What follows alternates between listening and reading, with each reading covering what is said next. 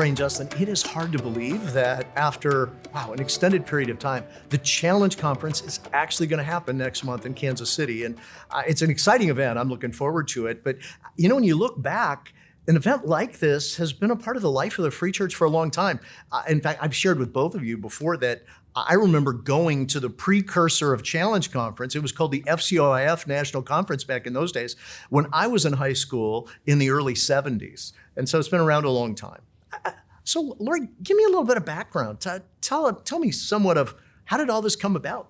Absolutely. And you're right. The conference has been happening a long time. The youth conference for the EFCA was first held in 1941. And we will be gathering again in Kansas City, July 3rd through the 7th. We'll have about 3,200 students in grades 7 through 12 gathering. And our theme this year is There Is More. And we'll be working through the book of 1 Peter throughout the week. Oh, that sounds wonderful. And now, Justin, that theme, how does the theme really impact the issues that the next generation are facing? I mean, there's some significant issues that are before them. It's a great question because when we try to figure out what the Lord is calling us to tell students for our Challenge Conference, we think about what are the unique needs of this generation and how does the gospel meet those needs. And so when you think about Gen Z, it's like, well, they're more isolated than previous generations. They're less connected socially. They're dealing with anxiety and sadness and hopelessness at an increased level. Not only that, we just see like their confidence that God exists is plummeted from previous generations. And so all of this is like, okay, what can we do? And then we read the book of 1 Peter and we see it's written to a church in exile and they're going through suffering, they're grieved by various trials, but they have joy. And it's worthwhile, and they have purpose. And the whole center of the book of 1 Peter revolves around what does a relationship look like by these people who are transformed by what Jesus has done. And so for us, it was like, what can we tell students? We can tell them if they take Christianity seriously, they'll find that there's more. There's more joy, there's more hope, there's more community, and that's what we want students to get out of this. Now, Laurie, you come at this with a unique perspective. And that you're the parent of a high school graduate this year. So sort of looking at it at the conference through the eyes of a parent and even through the eyes of your daughter, what kind of impact does a conference like Challenge have? And how does that just touch your heart from that perspective? Yeah, absolutely. I think parenting a teen over these last few unprecedented years has just affirmed in me that kids need truth. And they need adults and others to walk alongside with them in intentional ways. And that is really our goal for Challenge. And just going back, a historical note again, all four of our kids attended Challenge. I was in Atlanta and Salt Lake City, and I remember the times that they went.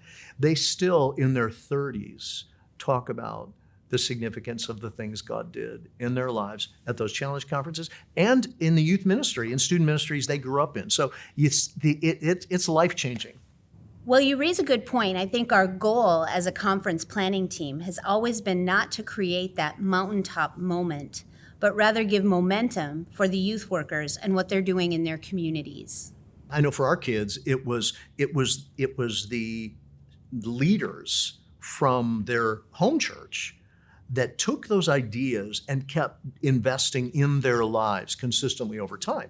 And so that's the significance of that, which Justin really leads me to wonder, so how is Challenge sort of uniquely positioned to investing in disciples and disciple makers? Because this isn't just an event. This is not, it's 5 or 6 days in Kansas City and what a wonderful thing. There's a longer game. There's sort of a longer end game here as you look at that. So how does that fit together? Thank you for asking that, because the thing that we care about most is their discipleship, and their discipleship also involves them becoming disciple makers. We see multiplication happen.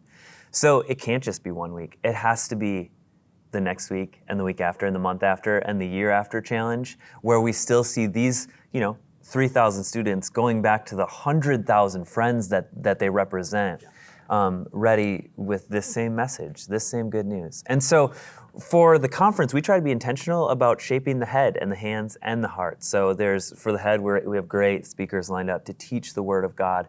We have training for their hands. What does it look like to go back, and outreach opportunities. And then for the heart, prayer and experiences about what God's doing around the globe. all of these things to give them kind of a holistic discipleship experience to go sent back with momentum. Well, and with tools that the leaders within student ministries in their own churches are able to take and continue to use after challenge. I mean, those are great value adds in a sense for churches to be able to continue the ministry. Yeah, and to that point, we think pretty intentionally about how do we help the leader that comes, not just how do we impact the student. So it's like, how can we give the best resource to the leader to make the trip smooth and encouraging, and also, specific training for them while they're on the ground. It's like, they're here, let's serve them well. How can we train them and send them back home? So it's awesome. And it's this generation after generation kind of a multiplicative thing. In fact, it'd be interesting to find out this year how many leaders of the student ministry groups that are coming, how many of those leaders came to challenge as students when they themselves were in junior high and high school. It'd be interesting to see what kind of multiplicative effect that there would be on that too.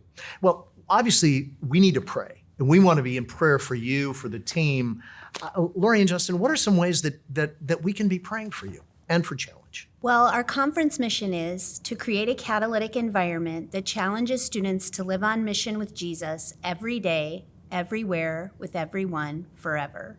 So we really want to pray that we are faithful to that mission and that our staff and volunteers are attuned to what God's calling them to do, and that we really end up having a lasting impact far beyond our week in Kansas City. Yeah, and so it's like, pray that God uses us how he wants to use us, that the speakers would say what he wants them to say, the trainers would train how he wants them to train, the people that we're serving in Kansas City would be served in the way he wants us and the students to serve. We just want to be faithful to that, because we know, we try to do our role, but the results are up to God. His sanctification in their hearts. That's what we're praying for. Yeah. Well, and it's praying that God would do his work in the midst of that. Yeah. I mean, there's a lot of, obviously, all the specific logistical things that need to come in place, and health and safety and everything for everyone. But there's this sense of, this is what I'll be praying, is that God would take the investments that are being made in the lives of the students and their leaders, and he would do something that is incredible and eternal in their hearts. So that when we look back on Challenge 2022, there'd be a lot of students that would go, wow, God just spoke into my life in profound ways, and it was built on in the months and years to come by the leaders in our own church. Well, I'm excited. I know you are. Becky and I are looking forward to being at Challenge with you and experiencing some of what's going on, and know we'll continue to be praying as well.